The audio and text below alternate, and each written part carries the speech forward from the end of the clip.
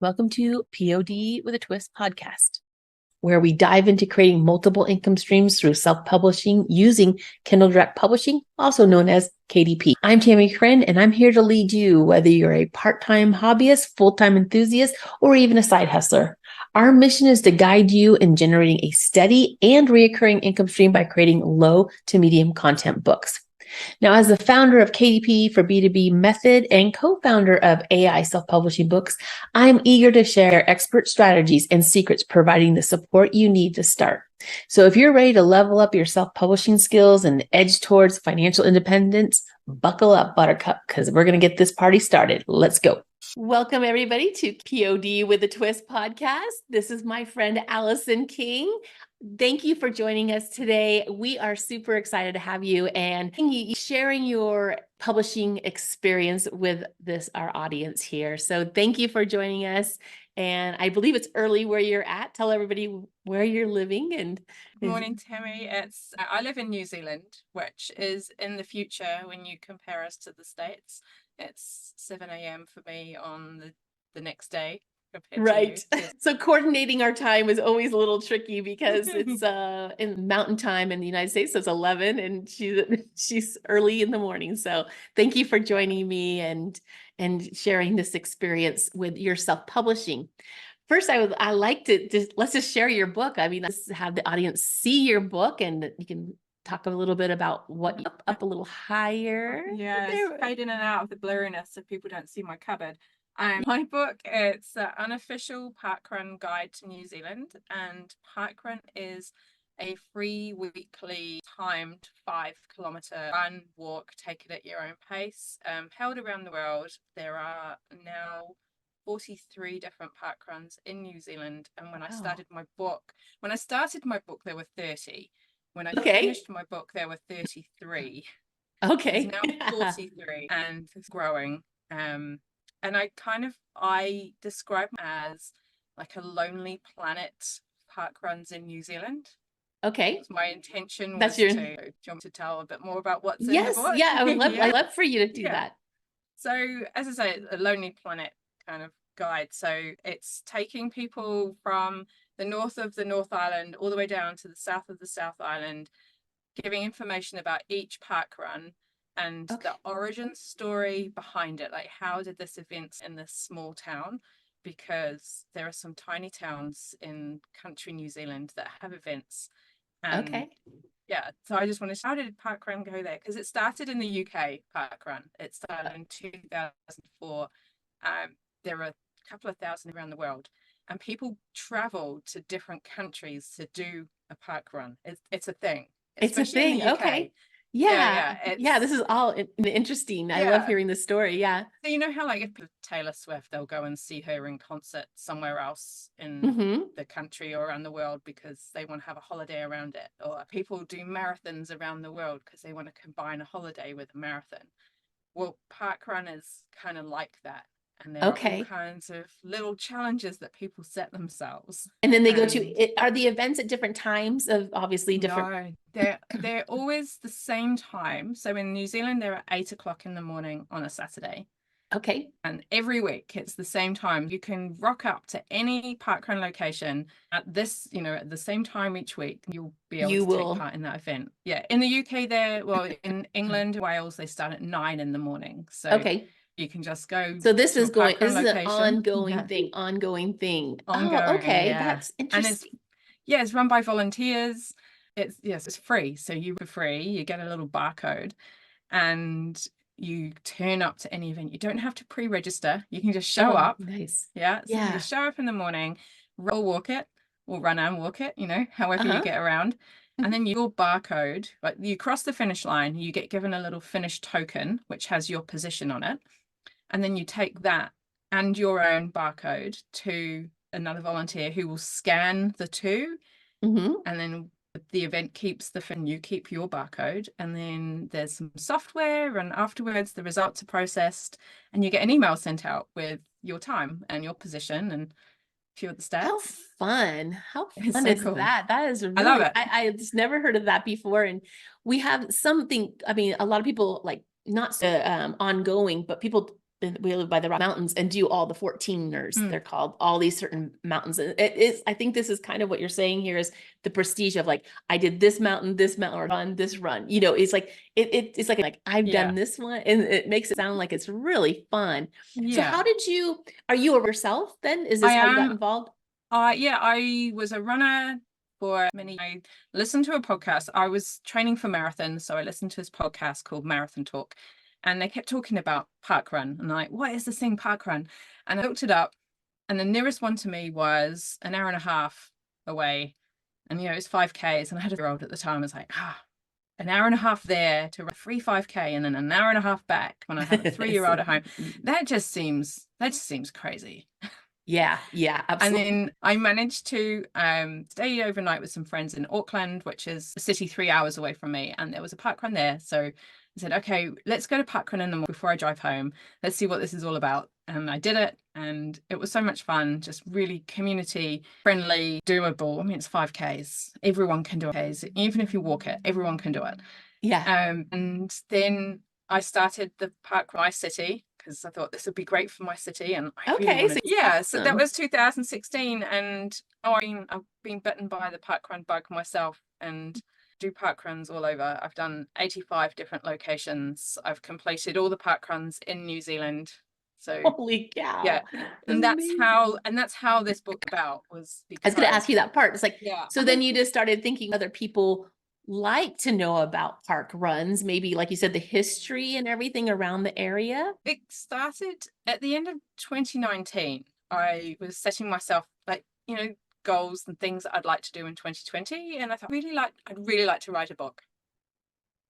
Like that's going to be something I do in 2020. I'm going to write a book. What can I write a book about? Okay. And then it just came to me. It's like, really love park runs in New Zealand. I've been to, at that point, I hadn't been to all of them, but I'd been to quite a lot. I'd traveled specifically to different places to do a park run, and I wanted to do all of them. And then I thought, well, I'm really intrigued by how these events got started in different areas. So why don't I make that a book?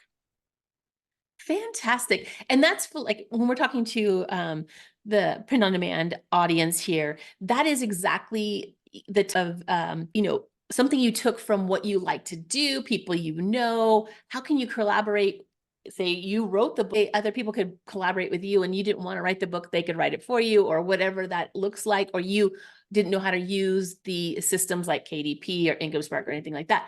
So this gives an opportunity for our audience to think about this in a little different way, is maybe you had the idea, but you took it all the way, which is awesome. Some people have the idea, but they don't know where to start or how to, they have the information, and this book is perfect to lead into a type of book to create for businesses, just like we talk on our podcast all the time. So what did you use to publish the book when you decided to publish this book? What company did you decide to go with? I went through IncomeSpark. Yeah, I'd actually a designer to lay out the book because there was some. I produced all the content, the words, and so with my book, because I wanted it to be kind of like a Lonely Planet. It's like, well, I need to have some photos, so I want to have it laid out quite nicely, and that is not in my skill set. The formatting is a lot. The formatting can be a very daunting piece, and you know. Yeah, so I asked people in my background, anyone know someone who can help me design this book? And if they understand running and parkrun, that would be a bonus. And one of the people who organizes an event in a city or a town not too far from me said, yeah, I know the right person. He did our graphic design for our running club. He is he does graphic design and web design and book before. So fantastic. That's in touch. Yeah. And that's exactly what I run into when we're talking about owners. That's a lot. They don't know how or want to know how. You took it like a little bit further, but it's like sometimes the other is, you know, you have to ask those questions, the pieces, how you edit it. Just because you have an idea, it's a lot more steps. Like you said, the photography, the graphics, the layout, where do you get it published? How do you get it published? You know, those are a lot of the pieces that I teach my students, that they can service these people like yourself that can help you create this basically branded book for this run. And it's a fantastic way to just get your dream out there, but also people, it's like, I'm sure people love reading your book. Oh, when I told people in my community to write this book, there was like, yeah, I would definitely buy that book. And I mean, it's me. I started the process at the start of 2020, and we all know what happened in 2020 with lockdowns and everything. And I ended up working full time in a communications job in a hospital, so I was actually going out to Okay. but I would get Thursdays off and would be I'm going to talk to as many people as I can to get the content for my book. So I interviewed the people over the phone. Fantastic. Yeah, because I'm when you speak to people, you get the story that you want, as you'll know from being a podcaster. Yes. But I didn't end up publishing it until I think that April 2021. Okay. Yeah. I think it took the last really just trying to find the photos to go with it. Right. Yeah. Yeah, that was Sometimes a those big stall things for get, me. there's a lot more to it than just, you're like, oh, finding the right photos. Does that photo fit in, the layout, and how does that all, get laid out properly and make sense, and page things. Now, how long is your book? How many pages is your book? It is 240 pages. Okay. Yeah, that's a nice size. Nice Mm. size. And did it just end up that way, or did you have a plan of how you were going to?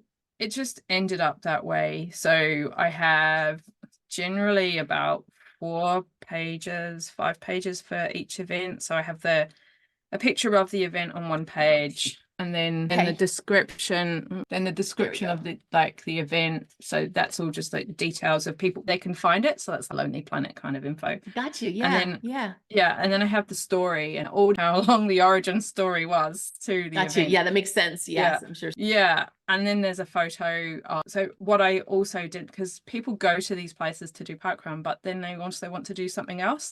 So I asked the organizer of the different events, okay, if you're a visitor to your town, can you tell me 5 things that they can do while they're there? Like, what would you recommend people also do? And so I have then a photo of something that relates to that. So this one just happens to be Hobbiton. Oh, beautiful. Gosh, I'd love to go there. That looks great. So that's near to one of the parkrun events. Okay, let me ask this. So as you're doing this, how are you marketing this book now that you have it? How did you decide to do that? I went into there's a Facebook group for parkrun in New Zealand, and I mentioned it in there, and that just got the ball rolling. I started a mailing list on MailChimp, and I'd also started a blog to do with parkrun, and I was using that also to get interest in it. And I opened up pre-sales, I think, a month before I knew I would have it ready. So as well as doing Ingram Spark for people local, I knew the cost of shipping is actually quite a lot to get to New Zealand from, I think it'd be printed in Australia. So what I did was I actually went to an independent printer, sent the file there as well. And I got 100 books printed. Oh, nice. Locally. So I've done it both. So Ingram Spark for people overseas. So in Australia, it was easier for me to sell to people via like the Amazon platform and Book Depository than it was for me to ship them. But for local people, that's all the things you got to logistics. And I would go to an event and I would tell people, hey, I'm going to be coming to this parkrun. Does anyone want to book? Yeah. And I'll bring some with me. Sure. Yeah. It's all those type of, just getting to the event. Why not? Not say I got books, and they, get your name out there, and then other people, and it just snowballs after that. I think where I want to take this piece is for my listeners, my audience. They're going to businesses and they're creating these branded booklets for the business. And what I'm hearing and listening to you, and what I think the audience should take away from this is that how you're doing the shipping is a big, depending where everybody is in the clients, it's a big deal of where you're going to host that book, or multiple platforms as you did, or your local printer, because the shipping is the biggest thing. And in the US, KDP, Amazon platform, It's been fantastic and, for a lot of places around the world. Really, when our audience, when our students are meeting up with business owners around the something you have to consider, like how much things are going to cost to ship other places. So the piece that I'm going after is when you're talking to the business owners, make sure you find out how it's going to best fit their clients as well. Where are their clients? Are they around the world? So those are the questions you're going to want to ask when you're out there. So I just wanted to tie that piece into, with my audience and students, because what they do is to businesses and ask them, these questions. So I think it's good to hear from you because you created the book, but you also are kind of like both parties. It's perfect. Yeah. And I would in the UK use Amazon, but I would people in Australia and New Zealand use Book Depository, which ended up being bought by Amazon. And it doesn't exist anymore, sadly, but it ended up being the best at the time. It was quicker than buying via Amazon, Yeah, I don't know why. Those are good things to know for us that are working with people around the world, is like, how does that work? If you're in New Zealand, if I have a client in New Zealand, how are we going to take care of these books with either, like the local printing or the, whatever, Amazon, or if company, does Australia have another company you could work with, or do they not? Is Amazon the only thing to really? Amazon, I think there's a new one called Book Club. I think it is, but I haven't really looked into that. Okay. It just keeps coming up in my Facebook feed. Buying books, buy it from here. I'm like, okay. Okay. Yeah. Keep me posted on that, because it's always good for us to know, and our audience, they're all around the world. So it's, if anybody knows, drop comments as we're talking about for somewhere in Australia, what's the best way to ship books at a reasonable price? It's kind of a great question. So anything else you could give as really a self-publisher, as an aspiring self-publisher? You're talking about, when we're off air, is you're going to do another revision of this book. Yes. So when I published the book, I have 33 events. The same before, there's now 43. There's actually going to be a few more that launch in the next few months. For another edition, I think I will, to cut costs. I loved working with the designer, but he was like, the amount of work he's on it did end up being quite expensive.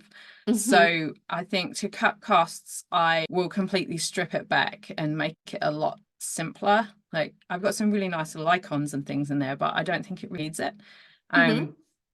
Information changes all the time. So the information that's in this book is, some of it now incorrect. So I remember speaking to you a while back when I interviewed you for my podcast. I think it was off air then. We were talking about QR codes. Yes. I'm going to use QR codes in my new book to direct people to the websites where that information is held and is always up to date. I think that's going to be so perfect for your book, whether it be videos to the area, because there's a lot of YouTube videos, you could take and create that, a restaurant, or to a specific historical point, and all those. That's going to be a game changer for you in this book to make it interactive. So I think fewer photos. Yeah, I'm going to have fewer photos too, because then can have just one complete that I upload to all the different places, because I created a separate file for Kindle, the Kindle version, so ebook, with less pictures, just because I know. I thought it made it harder to read, and people are going to be a lot of pictures, and I just want them to content and make it easy for them. And sometimes, you do the first version, and then, or changes. And that's what's great about self-publishing, is you upload another new version, and it's just a great way to update things and, make the changes. It happens to every single publisher I met. Like, the first version is like, okay. And then the second version, it just keeps going, but you got it done. That's awesome. Copy out there. That's fantastic. You've been selling them. That's great. And it's just a stepping stone to your next book. And I just love hearing self-publishers, and I like what you did. And the thing that came to mind before I wrap this up is, this is great for businesses. You could actually create this whole thing where you could get paid from them as almost advertising to go to their spots, like if a treasured store or, a historical store. I'm thinking of, why would they go to the hotel? Maybe there's discount codes in there, so many possibilities with this book. It makes me excited for you. It makes me excited. But I was thinking about that. That's another way to take this book and make it kind of really fun to explore the places, but also you would be getting out there to create, putting their advertising, because you're advertising for these people. You're out there doing that. So that's the basic of the advertising. But do you have checklist book too for your runners? Like, do they have a spot to be able to say, oh, I've done this one and this one? I don't, but I know like people who have bought this book, they take it with them to different events. I get people to sign the page of the event that they're at, like, so they get the run director of the day and other people. I can see that being an exciting thing in having it. It's like a journal of time. So it could either be a separate book you could do as a journal part, or you could do it as inside your next revision. I think would be fun. I think that would be nice at the back to have, the date they visited an event and what time they achieved, or just anything like that, or even like a planner. Like, there's so many planning to do. There are so many different options for you.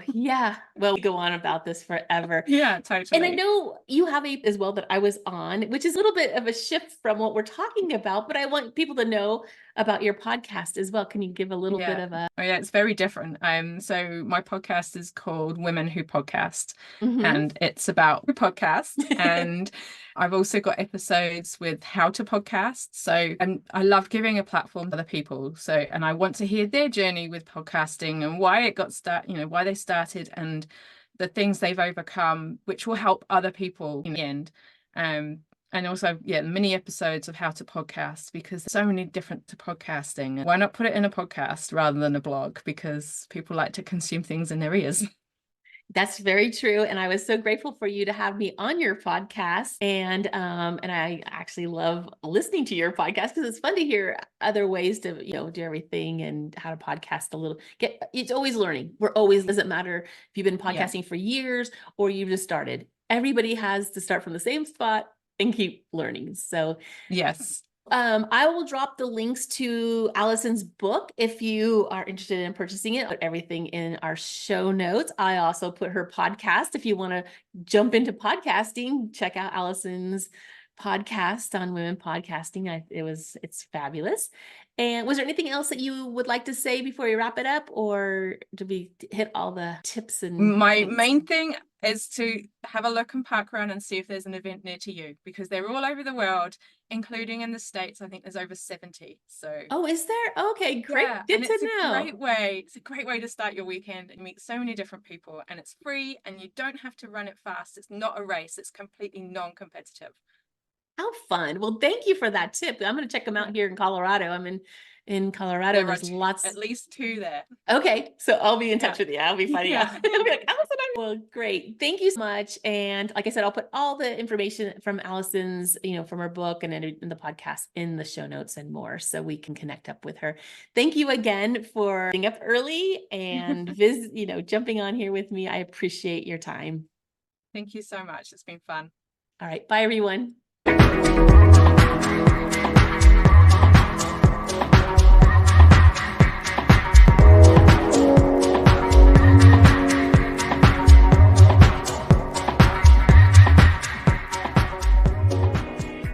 One more thing before I go, the fun legal stuff. I have to read it. Earnings disclaimer. This video is intended for entertainment and educational purposes only. The techniques and ideas presented in this video do not guarantee monetary earnings. Achieving the results mentioned in the videos require personal commitment and hard work. It's important to acknowledge that you should not solely rely on this information provided in this video, and Tammie Chrin, RTC Global LLC, bears no responsibility for the outcomes resulting from this implementation of the concepts discussed. Your participation in any activities mentioned in this video is voluntary and at your own risk. Disclaimer, the video and its descriptions may contain affiliate links. Clicking on these links may result in us receiving a small commission without an additional cost to you. This commission helps support the channel and continue to producing videos for your enjoyment. Please note that before attempting any actions mentioned in the videos, it's imperative to consult with a professional or seek advice from your doctor. We sincerely appreciate your support.